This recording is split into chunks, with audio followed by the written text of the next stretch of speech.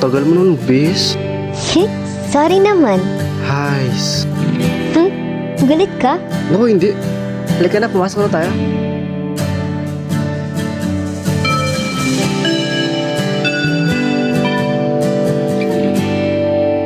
Hoy, love. I miss you. 3 oras pa lang tayo hindi nakikita. Miss mo na ako agad. Ang tagal kaya ano? Hindi naman ako mawawala. Totoo? Oo naman. Ngaw ka muna. Pangako, hindi kita iwanan. Umaya na. Oo naman, dito lang palagi. Ang lamig ng gabi, kahit Jane. magdamag na tayo. Anong plano mo sa darating nating basya? Plano ko? Siguro magkasama lang kami ng boyfriend ko. Pansin ko lang, palagi kayo magkasama. Kasi mas masaya ako pagkasama siya. Baka mamaya iwanan ka niya, no? Naku, hindi gagawin yan, nakakaos sa akin. Baka naman magpako yung pangako niya. Huwag kang magsalita ng ganyan, Leia. Di mo naman siya kilala eh. Karamihan kasi sa mga playboy na boys, bigyan lang sinasabi nila. Hindi naman ganun si Kevin. Sana. Dok, kamusta po ang sakit mo? Kevin, pasensya ka na. Ano po ibig niyo sabihin? Wala na kayong magagawa sa sakit mo. Ano po? Wala na ang lunas sa sakit mo. Dok, nagbibiro po ba kayo? Hindi, Kevin. Mas lalo lumalama ang sakit mo sa pag-inom mo ng mga gamot. Pero Dok, baka naman mayroong ibang paraan para gumaling ako. Sinabihan ka na namin last month, Kevin.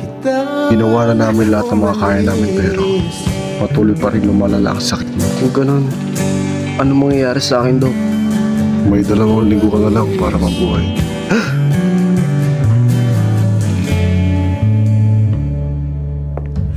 Good morning, love. Ha?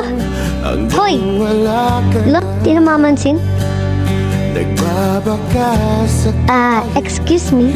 Pwede magtanong? Sige lang po. Nahawi na po ba si Kevin? Si Kevin? Kakauwi niya lang. Baka sa gate pa yun. Sige po. Mga panahong may lalim pa ang iyong Sinungaling. Sana hindi ka lang naniwala sa iyo. bakit ka nag-iba? Sinungaling ka, Kevin. Ayos ka din, no? Iba Magchichit ka na nga lang sa harap ko pa. Ano na ulit yung pangako mo? Hindi ba sabi mo, hindi mo ko iiwanan? Pero, kung gusto mo, break up tayo eh. sinabi mo Sige, kung yan ang gusto mo. lang sumaya at umalis. Sana sinabi mo Jane, kamusta ka ni Kevin? Si Kevin? Wala na kami. Ha? Ano? Pero anong dahilan? Nahuli ko siya na. Meron siyang holding hands na ibang babae. Hala, di ba? Tawa ko siya sa'yo? Oo, pero di siya marunong natumpad sa pangako. Sinungaling siya. At saka, ayoko na sa kanya. Mag-focus na lang ako sa pag-aaral ko.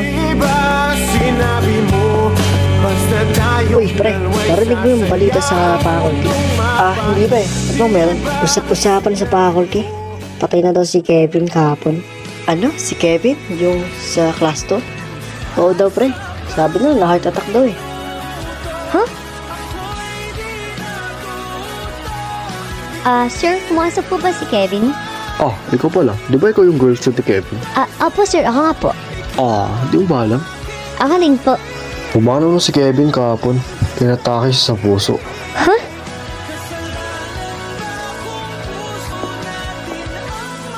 Kevin?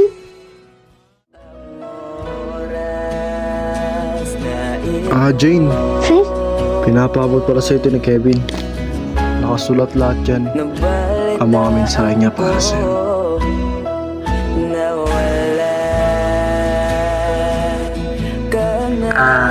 Gusto ko lang magpasalamat sa pagmamahal na ganyan mo para sa akin. Sobrang swerte ko dahil nagkaroon ako ng girlfriend na maalaga at magmahal. At tawarin mo ko dahil hindi ko sinabi siya na may malala ako sa sakit.